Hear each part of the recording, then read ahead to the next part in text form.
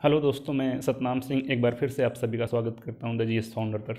और फ्रेंड्स, मुझे पूरी उम्मीद है कि आप लोग जहां पे भी होंगे आपकी पढ़ाई बेहतरीन तरीके से चल रही होगी, क्योंकि पढ़ने के सिवा कोई दूसरा रास्ता नहीं होता है। सो फ्रेंड्स, आज हम लोग जिस टॉपिक के ऊपर डिस्कशन करने जा रहे हैं उस टॉपिक का नाम है संविधान क्या है।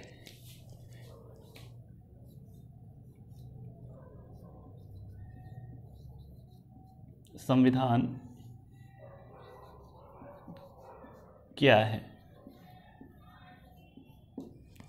अधिकतर लोगों को कन्फ्यूज़न होता है, और ख़ासकर जिन लोगों ने भी नई नई तैयारी शुरू की है उनके लिए है ये चीज़ें। जो लोग एडवांस मोड पे चल रहे हैं उनके लिए नहीं है। सो अगर देखना चाहते हैं तो देख सकते हैं, अदरवाइज़ कुछ और चीज़ देखिए। सो फ्रेंड्स, आज हम लोग जानेंगे संविधान क्या है। इससे पहले मैंने पॉलिटी के सिलेबस के बारे में डिस्कशन किया हुआ था, तो उसमें जो इम्पोर्टेंट टॉपिक्स हैं जो कि परीक्षा के पॉइंट ऑफ व्यू से इम्पॉर्टेंट हैं, आप लोग उसको जा कर के देख सकते हैं, उसको चेकआउट कर सकते हैं। और उसके बाद टॉपिक जान लेने के बाद अगर आप स्वयं से भी तैयारी करना चाहते हैं तो कर सकते हैं। तो आइए हम लोग यहाँ पे चलते हैं और साधारण सी भाषा में इसको समझने का प्रयास करते हैं। सो फ्रेंड्स, संविधान बेसिकली कुछ नियम और कानून हैं, कुछ नियम और कानून हैं जिनको लिख दिया गया है किसी एक किताब में, एक कॉपी पे, ठीक। और उस नियम कानून से मनुष्य क्या किसी पार्टिकुलर क्षेत्र में रहने वाले, जहाँ पे वो नियम कानून चलेगा, उन मनुष्यों का ऑल राउंड डेवलपमेंट, यानी सर्वांगीण विकास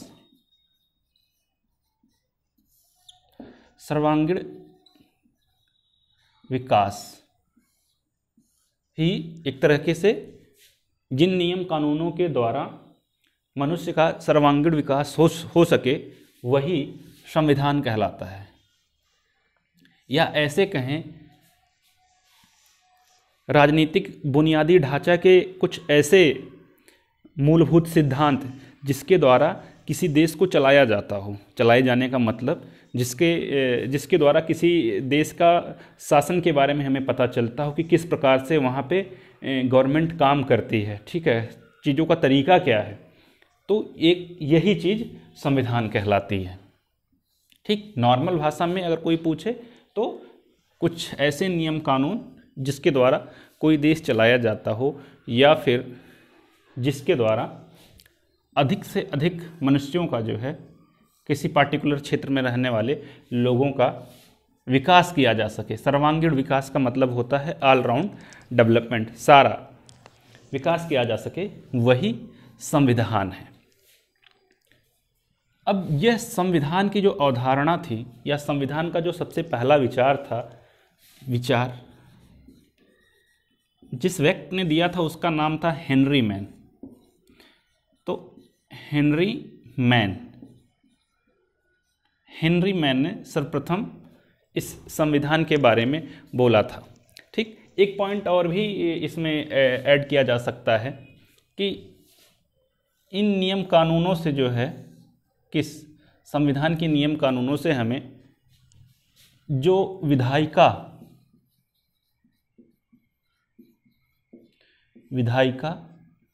कार्यपालिका और न्यायपालिका जैसी संस्थाओं का निर्माण होता है संविधान के अंतर्गत ही। और संविधान ही इन सबको शासन चलाने की शक्ति देता है, साथ में इनकी शक्तियों का, इनके दायित्वों का सीमांकन भी करता है। कौन? संविधान। तो संविधान से ऊपर कुछ नहीं होता है पार्टिकुलर किसी देश के लिए, ठीक। तो विचार की हम बात कर रहे हैं, तो विचार बेसिकली सबसे पहले हेनरी मैन ने दिया था। और संविधान की जो शुरुआत हुई थी,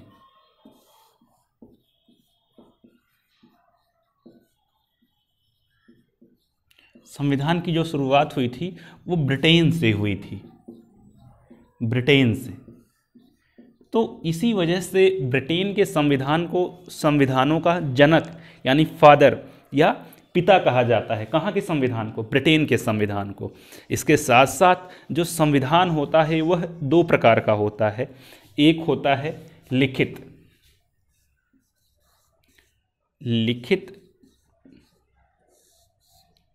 और एक होता है अलिखित। ये तो मैंने बताया ही है संविधान बेसिकली है क्या। साथ में हम लोग संविधान से रिलेटेड कुछ फैक्ट्स भी देखते हुए चलेंगे, साथ में कुछ ऐसे फैक्ट्स भी देखेंगे जो कि भारतीय संविधान से जुड़े हुए हैं। लिखित और अलिखित।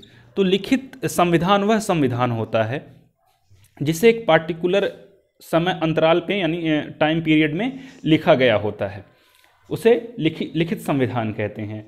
मान लीजिए जैसे कोई देश है, वहाँ पे उससे पहले कोई और व्यवस्था रही हो, तो वहाँ के कुछ इंटेलेक्चुअल लोग इकट्ठा हुए और उन्होंने क्या किया, लिखना शुरू किया कि हमारे देश में ये चीज़ें, ये नियम कानून होंगे, ठीक है, जनता को ये अधिकार होगा, वहाँ के जो शासकगण हैं, यहाँ पे जो शासन कर रहा है, वहाँ की जो सरकार है उसको यह अधिकार होगा, ठीक है, हमारे इंटरनल मैटर में कोई दूसरी कंट्री इंटरफेयर नहीं करेगी। इस प्रकार की चीज़ें उन्होंने लिखी एक पर्टिकुलर समय पीरियड में, और वह कहलाया क्या?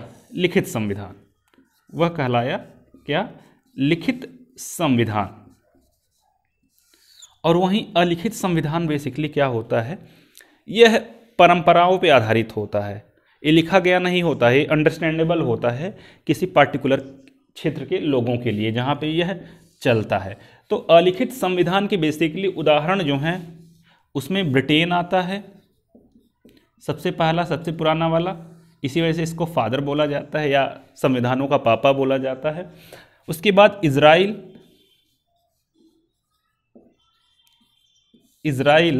और सऊदी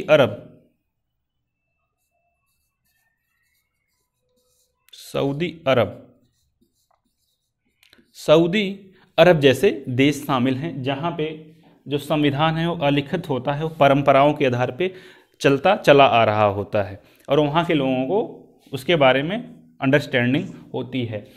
ऐसे अलिखित संविधान को मौखिक संविधान भी कहते हैं। क्या कहते हैं?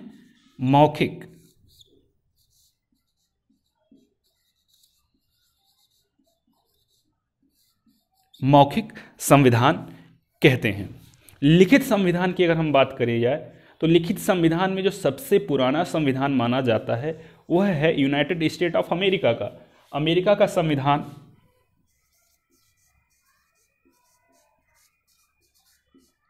जो संविधान है लिखित सबसे पुराना संविधान है, सबसे पुराना। जैसा कि आप लोग जानते हैं अमेरिका बेसिकली फ्री कब हुआ? 1776 में। अमेरिका भी कभी ब्रिटेन का गुलाम हुआ करता था, लेकिन जिस टाइम में अमेरिका आज़ाद हो रहा था उस टाइम में ब्रिटेन एक नए उपनिवेश की तलाश में एशिया में भारत को अपना उपनिवेश बना रहा था, यानी गुलाम बना रहा था। उससे पहले जो है, भारत से पहले जो ब्रिटेन की आर्थिक ज़रूरतें थी वह अमेरिका पूरा करता था। वहाँ पे जो मूल निवासी हैं रेड इंडियन, वहाँ के लोगों को परेशान किया जाता था जैसे भारत में लोगों को परेशान किया गया है, ठीक है। वहाँ की जो आर्थिक चीज़ें थी अमेरिका की, उसका आर्थिक संसाधन जो थे उसका बहुत बुरी तरीके से, जैसे इंडिया का तो बहुत ज़्यादा हुआ है, लेकिन अमेरिका का भी आर्थिक संसाधनों का वैसे ही दोहन हुआ था जैसे भारत के संसाधनों का हुआ था। तो जब अमेरिका ब्रिटेन के चंगुल से आज़ाद हुआ 1776 में, तो इन्होंने अपना संविधान खुद बनाया, खुद लिखा, ठीक। इसके साथ साथ जो सबसे छोटा संविधान माना जाता है, तो सबसे छोटा संविधान है मोनाको का। सबसे छोटा, सबसे पुराना जो है वह अमेरिका का है। उसके बाद सबसे छोटा जो है, सबसे छोटा वो है मोनाको। और सबसे बड़ा आप लोग जानते हैं कि सबसे बड़ा संविधान जो है, सबसे बड़ा लिखित संविधान बेसिकली कहाँ का है? भारत का है।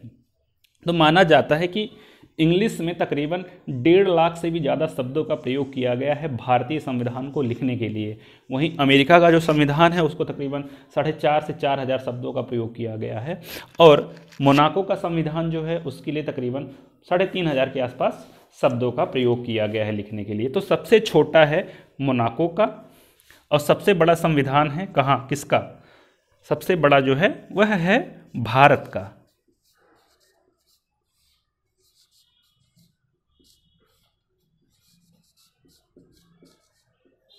भारत का, ठीक। लिखित और लिखित हो गए, इसके साथ एक और होता है जिसको बोलते हैं कठोर और लचीला संविधान।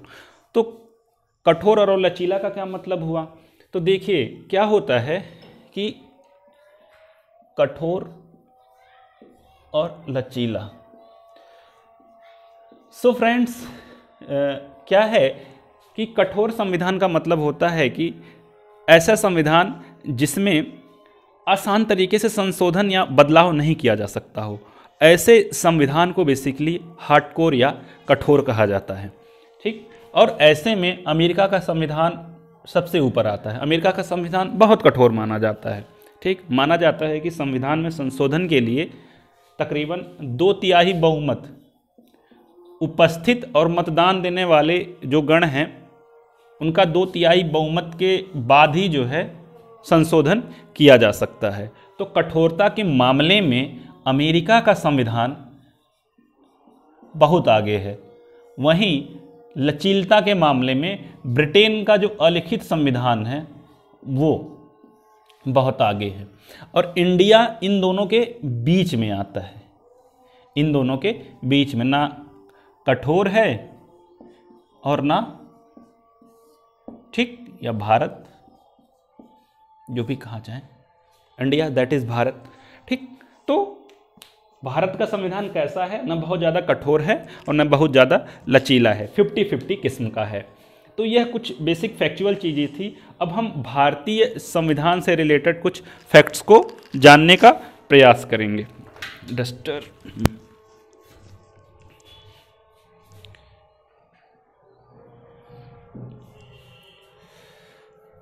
सो ये चीज़ें आप लोग लगातार देखते रहेंगे तो आपको अपने आप समझ में आ जाएगा। इसमें कुछ कोई बड़ा वो चीज़ नहीं है, इसको बड़ा हाइपर बनाने की ज़रूरत नहीं है, नॉर्मल सी चीज़ें हैं।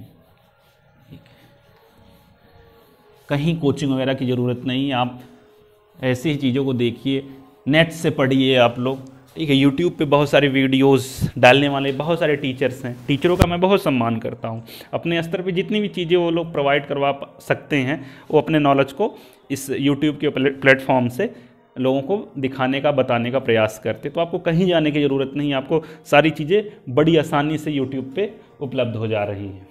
तो भारतीय संविधान की कुछ चीज़ें हम देख लेते हैं।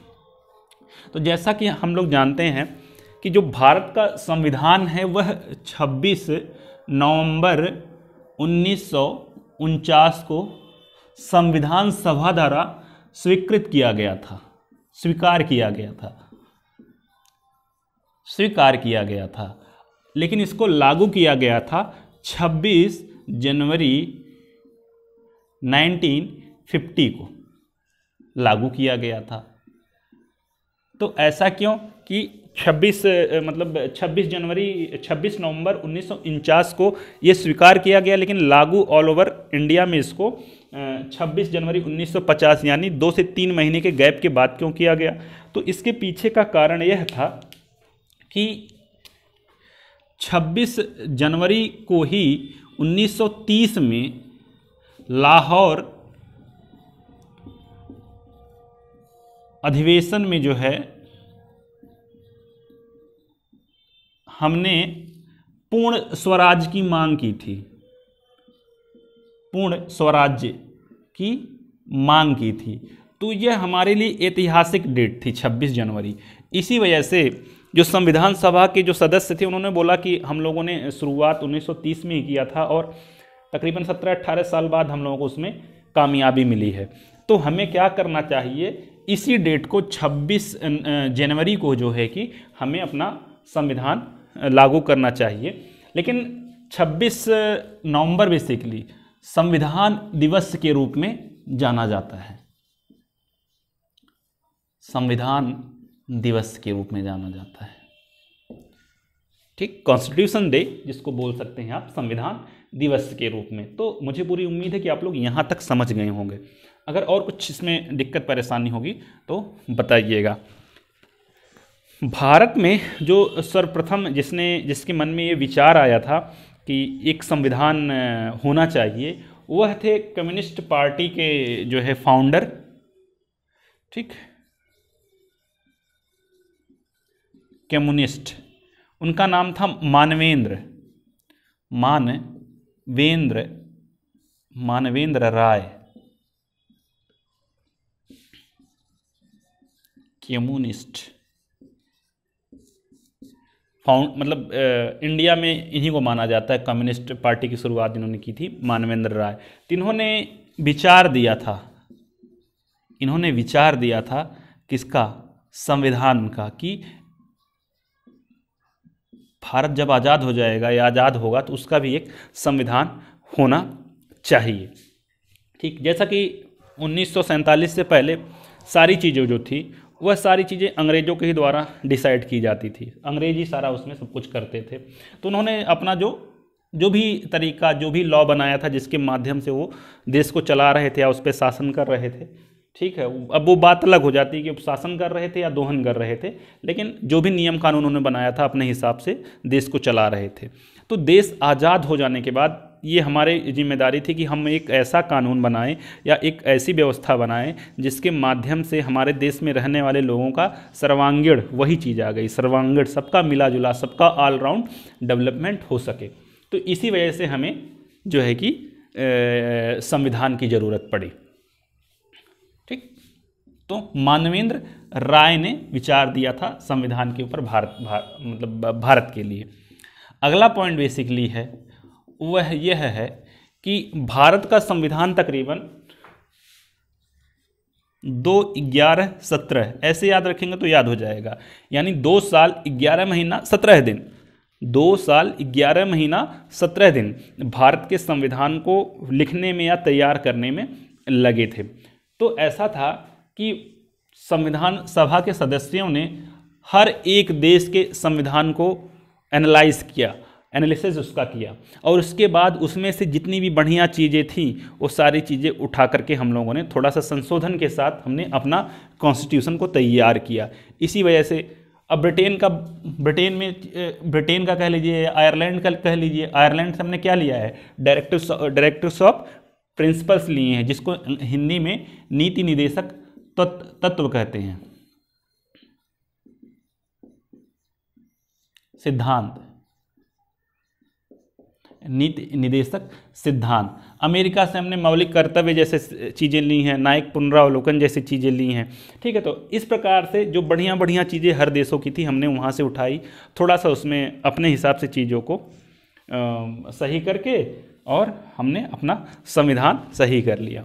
और एक अच्छा विचारक या एक अच्छा व्यक्ति उसी को माना जाता है कि जो 10 लोगों को देखे और उसके बाद उनसे चीज़ों को ऑब्जर्व करे, उनकी अच्छी चीज़ों को सीख ले, ठीक, वही माना जाता है एक अच्छा विचारक, एक अच्छा शासक, जो भी कहें इसको। तो वही चीज़ हमने किया था।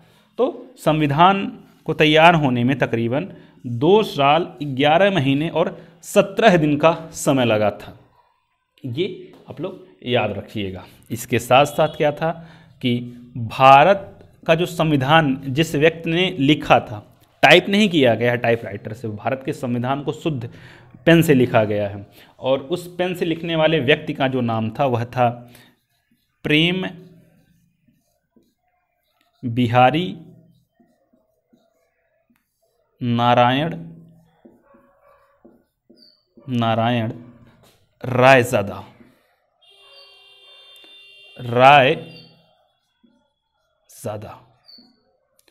बेसिकली दिल्ली के रहने वाले थे उस टाइम में। तो प्रेम बिहारी नारायण रायज़ादा एक कैलीग्राफी में ये एक्सपर्ट थे। कैलीग्राफी एक लिखने की कला होती है, जापान और चाइना वगैरह जैसे देशों में चलती है ज़्यादा। तो प्रेम बिहारी नारायण रायज़ादा को नेहरू जी ने पर्सनली अप्रोच किया कि भाई आप इस चीज़ के जानकार हैं लिखने के, और हम चाहते हैं कि आप भारतीय संविधान को लिखे।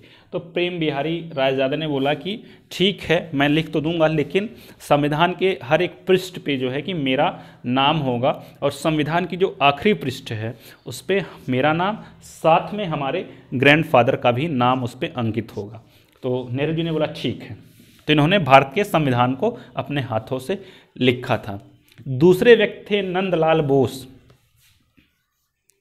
नंदलाल बोस, इन्होंने क्या किया था, भारत के संविधान की जो पृष्ठ थी, ठीक है, लिखने के बाद उस पर जो है कि भारतीय संस्कृत का उससे मतलब निकल करके चीज़ें सामने आए। तो इसी वजह से जैसे अशोक स्तंभ का चित्रण वगैरह हो गया, तो भारतीय संविधान को सजाने का एक तरह से काम किया था नंदलाल बोस ने। इसके साथ साथ कहा जाता है कि नंदलाल बोस पद्मश्री और भारत रत्न जैसे जो अवार्ड हैं उसका भी डिज़ाइन इन्होंने ही किया था। किसने? नंदलाल बोस ने। और भारतीय संविधान का भी एक तरह से कहिए डिज़ाइन कहने का मतलब जो उसकी जिल्द वगैरह जो थी और जो चीज़ें थी उसका डिज़ाइन नंदलाल बोस ने किया था। इनका संबंध शांति निकेतन से था और इन्होंने ये चीज़ें की थी। ठीक, ये तो कुछ फैक्चुअल चीज़ें हो गई। अब आगे और चीज़ें देख लेते हैं। तो देखिए दोस्तों, जो भारतीय संविधान है जब ये बन करके तैयार हुआ था तो मूल संविधान में 22 भाग 395 अनुच्छेद 395 आर्टिकल्स अनुच्छेद और ये मूल संविधान की बात है। ये मूल संविधान की बात है। 395 अनुच्छेद और 8 अनुसूचियां शामिल थी। 8 अनुसूचियां शामिल थी। ठीक, इन सब के बारे में हम लोग विस्तार से पढ़ेंगे। लेकिन इसमें क्या था, अब तक तकरीबन 2020 तक का डाटा जो पता है मुझे, उसमें 104 के आसपास संशोधन हो चुके हैं। और इन संशोधनों के माध्यम से, संशोधन किस लिए होता है? संशोधन इसलिए होता है कि संविधान में जो ऐसे नियम कानून हैं जो आज के तौर तरीके से मेल नहीं खाते हैं उनको एबॉलिश कर दिया जाता है, हटा दिया जाता है। तो 104 संशोधनों के बाद तकरीबन 25 भाग 470 अनुच्छेद और 12 अनुसूचियां वर्तमान में हमारे पास हैं। अगर कहीं हो सकता है मात्रा वगैरह की गलती या लिखने में कुछ मिस्टेक हो गया होगा तो उसको नज़रअंदाज कर दीजिएगा। ठीक, उसको नेगलेक्ट मार दीजिएगा। तो 25 भाग 470 अनुच्छेद और 12 अनुसूचियां भारत के वर्तमान संविधान में शामिल है। इसमें कई चीज़ें हैं, जैसे कि मान लीजिए, जैसे कि ऐसे कर लीजिए कि कई पार्ट में या कई उसमें खंड में उसको बांट दिया गया होता है एक आर्टिकल को। जैसे कि मान लीजिए कि आर्टिकल 17 है तो उसको 17 कई ए कर दिया जाता है, फिर 17 बी कर दिया जाता है, सी कर दिया जाता है, ए कर दिया जाता है। तो इस प्रकार से ऐसे बांटते बांटते जो है कि अनुच्छेदों की संख्या इतनी पहुंच गई है। तो दोस्तों यह कुछ बेसिक सी जानकारी थी। एक और चीज़ है, ब्रिटेन के संविधान को सबसे पुराना संविधान इसलिए कहा जाता है क्योंकि 1215 में एक राजा थे, राजा जॉन। उन्होंने जो है कि एक अधिकार पत्र अपने सामंतों के लिए जारी किया था, जिसको इंग्लैंड के स्तर पे मैग्ना कार्टा कहा जाता है। तो मैग्ना कार्टा में बेसिकली उन्होंने सामंतों के अधिकारों को सीमित किया था। ठीक, क्योंकि उस टाइम के जो सामंत थे कई बार जो प्रजा होती थी उससे अननेसेसरी कर वगैरह वसूल करते थे, उस प्रजा को अननेसेसरी परेशान करते थे। तो इसी वजह से जो अधिकार पत्र जारी किया गया राजा जॉन के द्वारा, उसमें ये कहा गया कि बिना किसी उसके प्रजा के ऊपर ज़्यादा दबाव जो है कि सामंतों द्वारा न डाला जाए। तो इस प्रकार की चीज़ें उस मैग्ना कार्टा में शामिल थी। तो उस समय के हिसाब से इसको इंग्लैंड का संविधान कहा जा सकता है। ठीक है, तो इसी वजह से, इन्हीं सारी वजहों से इंग्लैंड के संविधान को दुनिया का सबसे पुराना संविधान माना जाता है। तो दोस्तों, यह कुछ बेसिक सी जानकारी जो हमारे संविधान से रिलेटेड थी, यह थी। और आगे भी आने वाले टॉपिक्स में हम लोग अपने संविधान से एक चीज़ों को उठा करके देखेंगे और उसको क्लियर करते हुए चलेंगे।